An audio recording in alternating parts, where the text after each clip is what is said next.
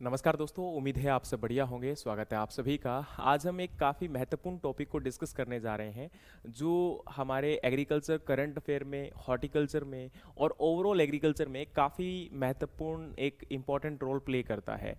और आज हम जिस प्रोग्राम को डिस्कस करने वाले हैं उसका नाम है क्लीन प्लांट प्रोग्राम, जो कि mission for integrated development of horticulture के अलाइन या फिर उसके अटैचमेंट के साथ चल रहा है।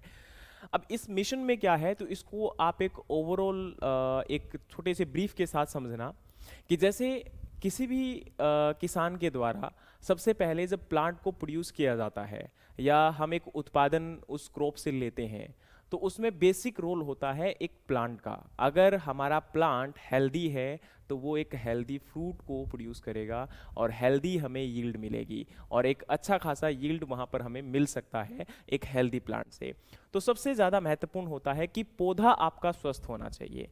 अब होता क्या है कि कई बार कुछ बीमारियां या कुछ पैथोजन आपके प्लांट के अंदर या जो प्लांटिंग मटेरियल होता है, सीड या कोई भी वेजिटेटिव पार्ट, खासकर जब एक प्लांट से दूसरे प्लांट को वेजिटेटिव पार्ट के थ्रू ग्रो करवाया जाता है, तो उसमें किसी प्रकार का कोई वायरस, बैक्टीरिया ये रह जाते हैं और वो अगले प्लांट में ट्रांसफर हो जाते हैं और फिर वो क्रॉप के अंदर एक अच्छा खासा नुकसान करते हैं। इसका कारण ये होता है क्योंकि बीमारी को शुरुआत में कई बार नहीं पकड़ा जा सकता, खासकर वायरस के केस में, और वो बाद में जब काफ़ी लंबा टाइम हो जाता है तो सामने प्रॉब्लम आती है और तब तक काफ़ी देर हो चुकी होती है। तो इसके लिए बहुत ज़रूरी है कि एक प्लांटिंग मटेरियल हमारा हेल्दी होना चाहिए। तो उसी प्लांटिंग मटेरियल को हेल्दी बनाने के लिए और फार्मर तक एक हेल्दी प्लांट मटेरियल पहुंचाने के लिए एक प्रोग्राम रन किया गया है, एक स्कीम रन की गई है, और वो है क्लीन प्लांट प्रोग्राम, जिसके तहत ये फोकस किया जा रहा है कि हॉर्टिकल्चर हमारा जो प्रोडक्शन है, हॉर्टिकल्चर जो आपका प्लांटिंग मटेरियल है,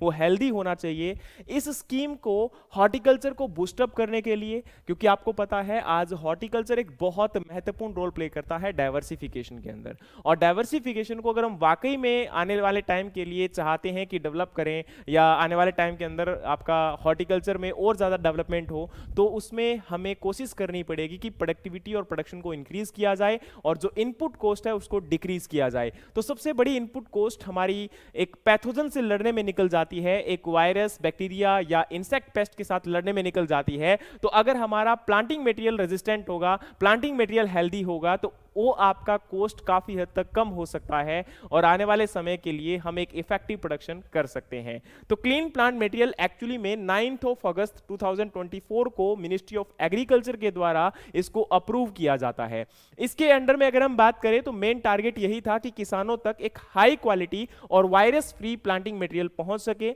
और इसको इंप्लीमेंट किया जाता है नेशनल हॉर्टिकल्चर बोर्ड के द्वारा। कोलैबोरेशन है इसका आईसीआर के साथ, जिसमें टोटल आपका स्पोर्ट के लिए या कैपेसिटी बिल्डिंग के लिए मेनली यहां पर बजट दिया गया था 1765 करोड़, एंड देर आफ्टर इसके अंदर 98 मिलियन एशियन डेवलपमेंट बैंक का लोन भी अप्रूव किया गया था दिसंबर 2023 के अंदर। तो ये इसका ओवरऑल बजट और जो इसके लिए लोन अप्रूव किया गया वो टोटल अमाउंट। इसके बाद में हमारी बारी आती है जी, इसका अभी प्रेजेंट टाइम में अगर हम बात करें तो क्या क्या मेन फीचर हैं जो अभी फोकस किए जा रहे हैं 2025 में। तो इसके तहत देखिए 9 आपके क्लीन प्लांट सेंटर डेवलप किए जाएंगे, जहां पर आपके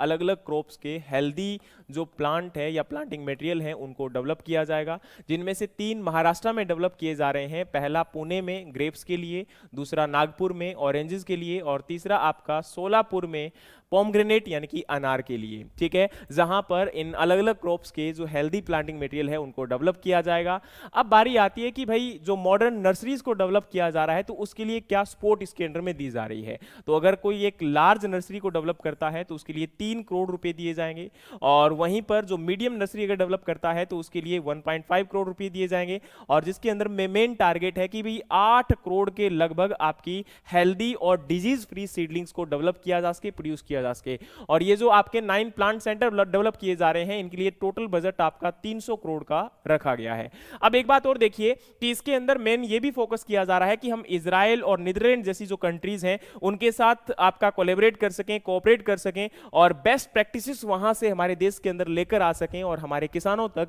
एक बहुत ही अच्छा और हेल्दी प्लांटिंग मटेरियल लेकर जा सकें। इसके साथ साथ नेशनल लेवल लैब को भी आपका पुणे में एस्टेब्लिश किया जा रहा है, जहां पर बेटर रिसर्च और पर्टिकुलर प्लांट स्पीसीज के रिगार्डिंग आपका जो वायरस फ्री प्लांटिंग मटेरियल है उनको प्रोडक्शन करने में और क्या हम लोग रिसर्चेस कर सकते हैं और क्या हम लोग जो है फर्दर अपडेट कर सकते हैं, उनमें आपका डेवलपमेंट करने के लिए एक नेशनल लेवल लैब को भी एस्टेब्लिश किया जा रहा है। कहां पर? पुणे में। ये अभी प्रेजेंट टाइम में आपके क्लीन प्लांट प्रोग्राम के अंडर में मेन फीचर्स हैं जिनको रन किया जा रहा है। इसके अलावा आप यहां पर ये देखिए कि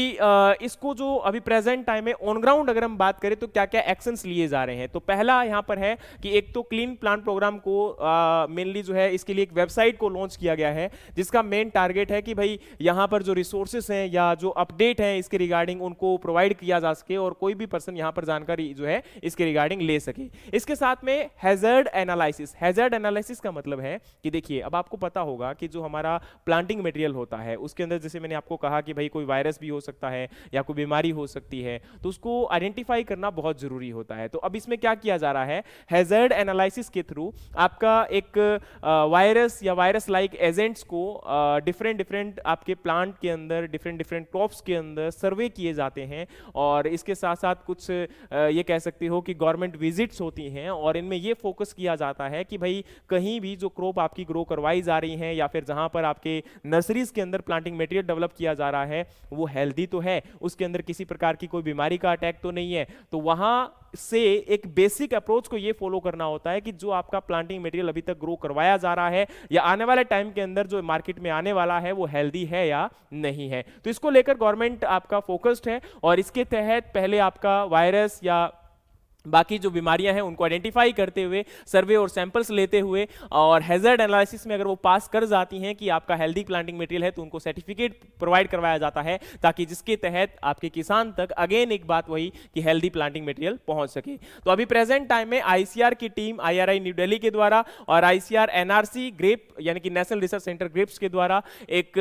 सर्वे कंडक्ट करवाया गया था। क्रॉप जो मेनली यहाँ पर ग्रेप क्रॉप ग्रोइंग रीजन है उनके अंदर महाराष्ट्र, कर्नाटका, तेलंगाना, आंध्र प्रदेश, तमिलनाडु, जम्मू कश्मीर और मिजोरम के अंदर, तो जहां पर 578 सैंपल को टेस्ट किया गया और हैजर्ड एनालिसिस इनके अंदर कंप्लीट कर लिया गया है। इसके बाद में अभी एप्पल को लेकर यानी कि एप्पल की क्रॉप के ऊपर या एप्पल के डिफरेंट सैंपल्स को कलेक्ट किया गया। 535 सैंपल्स कलेक्ट किए गए थे जम्मू कश्मीर, हिमाचल, उत्तराखंड और पंजाब से, जहां पर टेस्टिंग अभी प्रोग्रेस के अंदर है यानी कि आने वाले टाइम के अंदर सैंपल आने वाले हैं, उनकी रिपोर्ट आने वाली है। सिट्रस को लेकर भी आपके प्रिपरेशन की जा रही है कि इसके एनालिसिस को बिगिन किया जाए, स्टार्ट किया जाए ताकि अगेन सिट्रस के लिए भी एक हेल्दी और इफेक्टिव प्लांटिंग मटेरियल जो है उपलब्ध करवाया जा सके। इसके अलावा एक क्लीन प्लांट सेंटर जो मैंने अभी बात की थी कि भाई वो डेवलप करने की अभी आने वाले टाइम के अंदर प्रोग्रेस में है, इसको लेकर बिडिंग अभी होने वाली है। जो भी higher bidding better bidding provide करेगा उसी के अकॉर्डिंग गवर्नमेंट उनको जो है आपका ये कह सकते हो कि बिड देने वाली है कि भाई कॉन्ट्रैक्ट देने वाली है कि जो इसको डेवलप कर पाएंगे। बाकी बिडिंग आपको पता है कि कौन जीतने वाला है। चलिए आगे बढ़ते हैं।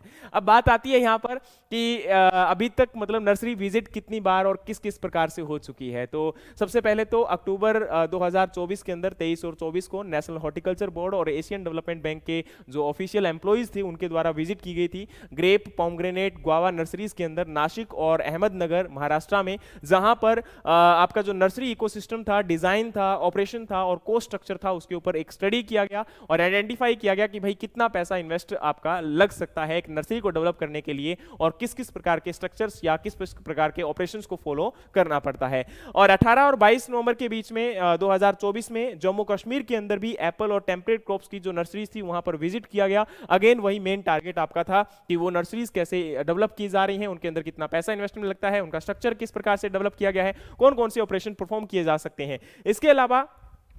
16 से 20 जनवरी 2025 के अंदर आईसीआर और नेशनल हॉर्टिकल्चर बोर्ड और एशियन डेवलपमेंट बैंक के अगेन साइंटिस्ट के द्वारा और ऑफिशियल्स के द्वारा पब्लिक और प्राइवेट लेबोरेटरीज को ऑल ओवर इंडिया में विजिट किया गया, जहां पर आइडेंटिफाई किया गया कि भाई इनकी लेबोरेटरीज की कैपेबिलिटीज कितनी है और ये वाकई में इफेक्टिव आपका टेस्टिंग प्रोफर कर सकती हैं कि नहीं कर सकती हैं, इनके पास वेल इक्विपमेंट प्रेजेंट है कि नहीं है और आने वाले टाइम के अंदर क्या वाकई में हम इन लेबोरेटरीज के ऊपर भरोसा कर सकते हैं आपकी टेस्टिंग्स वगैरह के लिए। तो वही आपका सर्वे जो है यहाँ पर कंडक्ट करवाया गया। और इसके बाद में आपको एक इंपॉर्टेंट बात ये बताना चाहता हूं कि अगर जैसे फॉर एग्जांपल आपके प्लांटिंग मटेरियल्स में किसी प्रकार के वायरस को मतलब ये कह सकते हो कि वायरस अगर मिल जाता है या कोई पर्टिकुलर उसके अंदर हमें एजेंट मिल जाता है तो उसको पूरा प्रॉपर एनालाइज किया जाता है। तो अगर रिजल्ट नेगेटिव है, मतलब अगर रिजल्ट नेगेटिव है, उसमें वायरस नहीं पाया गया, तो उसकी एक रीटेस्टिंग होगी और उसके बाद उसको मेंटेनेंस और प्रोडक्शन के लिए भेज दिया जाएगा क्लीन प्लांट सेंटर के अंदर, और उसके बाद में उसको डिस्ट्रीब्यूट किया जाएगा as a disease free planting material. और उसके बाद में फाइनली ये कह सकते हो कि क्लीन प्लांटिंग मटेरियल जो है वो आपका डिस्ट्रीब्यूट फार्मर्स को किया जाएगा। पहले वो नर्सरी को किया जाएगा ताकि वहां पर डेवलपमेंट हो सके, ग्रोथ हो सके, मल्टीप्लिकेशन हो सके, और फर्दर जो है वो किसको आपका सेंड किया जाएगा, किसानों को। इसके अलावा अगर उसमें किसी प्रकार के पैथोजन की एंट्री पाई जाती है तो उस वायरस को क्या किया जाएगा, एलिमिनेट किया जाएगा। और वायरस एलिमिनेशन के लिए मेनली टिश्यू कल्चर, हीट या फिर आपकी क्रायोथेरेपी को क्या किया जाता है, फॉलो किया जाता है। तो आपको ये याद रखना है कि मेनली वायरस को एलिमिनेट करने के लिए कौन कौन सी थेरेपी को फॉलो करते हैं। तो टिश्यू कल्चर, हीट थेरेपी या क्रायोथेरेपी को फॉलो कर सकते हैं, और उसके बाद में अगेन आपके प्लांटिंग मटेरियल को क्या किया जाएगा, प्रोपेगेट के लिए यूज किया जाएगा। तो ये यहां पर प्रोसेस रहता है एक हेल्दी प्लांटिंग मटेरियल को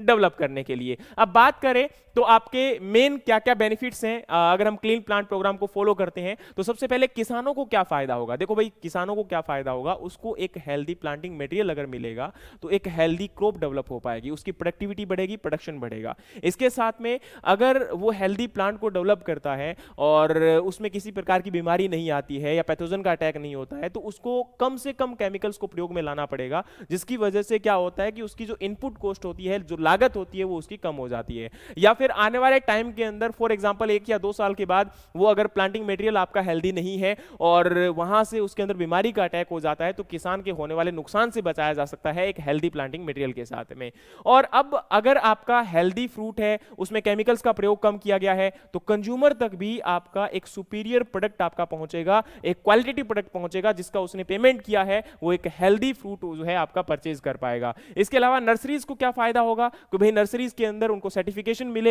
उनको जो है प्रोसेसिंग के अंदर उनके इंफ्रास्ट्रक्चर को डेवलप करने के लिए जो इनिशिएटिव्स और आपके यहां पर लोन वगैरह प्रोवाइड करवाया जा रहा है, यानी कि फाइनेंशियल उनको सपोर्ट जो है वो दी जा रही है। एक्सपोर्ट में भी आपका ऑब्वियस सी बात है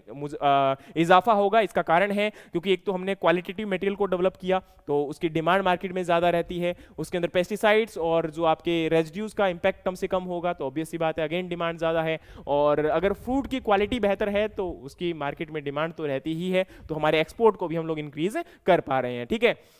तो मेन यही है कि इस प्रोग्राम के तहत किसानों तक एक अफोर्डेबल प्लांटिंग मटेरियल पहुंचाना, और उसके बाद में आपका फर्दर क्योंकि किसान की आमदनी ज़्यादा होगी तो उसका सोशियो इकोनॉमिक जो स्टेटस है वो इंप्रूव होगा और उसकी आमदनी बढ़ेगी। और इसके साथ साथ में फर्दर ये भी टारगेट रखा गया है कि जो विमेन फार्मर हैं उनको भी ट्रेनिंग प्रोवाइड करवाया जाए और उनको भी डिसीजन मेकिंग रोल्स प्रोवाइड करवाए जाए, ताकि वो भी अपने आप में बेहतर डेवलपमेंट कर सकें। It also promote the region specific varieties and technology tailor to India's diversified agro climatic condition. यहां पर क्या है कि भाई एग्रो क्लाइमेटिक कंडीशंस को ध्यान में रखते हुए आपकी जो लोकल वेराइटीज हैं उनको भी इसके थ्रू प्रमोट किया जाता है, ताकि उस पर्टिकुलर रीजन में आने वाले टाइम के अंदर अगर किसी प्रकार की क्लाइमेटिक, क्योंकि देखो सबसे बड़ी समस्या क्या है आज के टाइम पर, मौसम आपका बदल रहा है, क्लाइमेट आपका बदल रहा है, तो क्लाइमेट बदलते क्लाइमेट के साथ जरूरी है कि एक हेल्दी प्लांट आपका डेवलप किया जाए। तो उसको डेवलप किया जाएगा तो ऑब्वियस सी बात है हमें, अगर आपका हेल्दी प्लांट हमारे पास है तो वो आपका ज्यादा सक्षम है उन क्लाइमेटिक चेंजेस के साथ लड़ने में, और अगर वो वेराइटी लोकल है तो उसके अंदर हम और ज्यादा इफेक्टिव ये कह सकते हो कि मैनेजमेंट देख सकते हैं हम, और उसके अंदर इफेक्टिव प्रोग्रेस दे सकते हैं और वो ज्यादा इफेक्टिव जो है आपका जो है परफॉर्म कर पाएगा। अब हमारी बारी आती है जी क्लीन प्लांट प्रोग्राम के साथ मेजरली यहां पर मिशन लाइफ, क्योंकि देखो ये जो आपका सस्टेनेबल एक जो हमारा एग्रीकल्चर का मेन मोटो है या इको फ्रेंडली जो हमारी हॉर्टिकल्चर प्रोडक्शन है उसके साथ कुछ मिशन अलाइन करते हैं। एक मिशन लाइफ है और एक आपका वन हेल्थ इनिशिएटिव्स हैं, और इसके साथ याद रखना कि प्लांट हेल्थ मैनेजमेंट जो है अगर हम प्रॉपर करते हैं क्लीन प्लांट प्रोग्राम के तहत, तो इसका मेन टारगेट यही होता है कि वो जो आपका क्रॉप हमने डेवलप की है, प्लांट आपका डेवलप किया है, वो ज्यादा इफेक्टिव अडॉप्ट कर पाएगा क्लाइमेटिक चेंज को, और जो पेस्ट या डिजीज शिफ्टिंग जो बिहेवियर है उनके अगेंस्ट में भी बेहतर लड़ाई लड़ सकता है। अब देखो मिशन लाइफ क्या है। मिशन लाइफ एक इंडिया के द्वारा लीड किया जाने वाला ग्लोबल लेवल का मास मूवमेंट है, जिसके तहत आपका मेन टारगेट यही रखता है कि इंडिविजुअल या कम्युनिटी लेवल पर एक्शंस लिए जाएं आपके एनवायरमेंट को प्रोटेक्ट और प्रिजर्व करने के लिए। इस मिशन को पीएम प्रधानमंत्री मोदी जी के द्वारा 2021 के अंदर आपका जो COP26 ग्लासगो यूके के अंदर मीटिंग हुई थी आपके क्लाइमेट चेंज को लेकर। तो उस मीटिंग के अंदर आपका इसको इंट्रोड्यूस करवाया गया था और ऑल ओवर इंडिया का जो एक कल्चरल हेरिटेज है जिसके अंदर मेनली हम प्रमोट करते हैं कि भाई नेचुरल रिसोर्सेज को और उनकी नेचर के साथ एक हार्मोनी हम लोग जो है बैलेंस मेंटेन करते हुए कि कैसे हम इफेक्टिव प्रोटेक्शन कर सकते हैं, तो उसको लेकर और उसके साथ साथ में कहीं ना कहीं अगर ग्लोबल लेवल पर जब उसको आपका आइडेंटिफिकेशन मिला, मूवमेंट अगर मिला, तो उससे आने वाले टाइम में यही फोकस किया गया कि भाई जो है आपके एनवायरमेंट को हम लोग कैसे प्रोटेक्ट कर सकते हैं, कैसे प्रिजर्व कर सकते हैं। तो उसमें कहीं ना कहीं इसकी भी बहुत बड़ा इंपॉर्टेंट रोल आ जाता है कि अगर हम क्लीन प्लांटिंग मटेरियल आपका डेवलप करते हैं तो हमारी जो पेस्टिसाइड की रिक्वायरमेंट है वो कम हो जाती है, किसान की जो खर्चा है वो कम हो जाता है, उसका ओवरऑल डेवलपमेंट यहां पर हो पा रहा है। और इसके साथ में एक और मूवमेंट जो हमने कहा वन हेल्थ, जिसका भी यहां पर क्या टारगेट है, तो देखो नेशनल वन हेल्थ मिशन का यहां पर मेन टारगेट है कि ओवरऑल यहां पर मल्टी डिसिप्लिनरी अप्रोच को फॉलो करते हुए ह्यूमन हेल्थ, एनिमल हेल्थ और एनवायरमेंट हेल्थ जो हमारा है या सॉइल हेल्थ हमारा है उसको हम कैसे प्रोटेक्ट कर सकते हैं और इन सभी को एक सिंगल हम प्लेटफॉर्म पर लेकर कैसे इस लड़ाई को लड़ा जा सकता है। तो इसके लिए क्या करना पड़ेगा, तो ऑब्वियस सी बात है,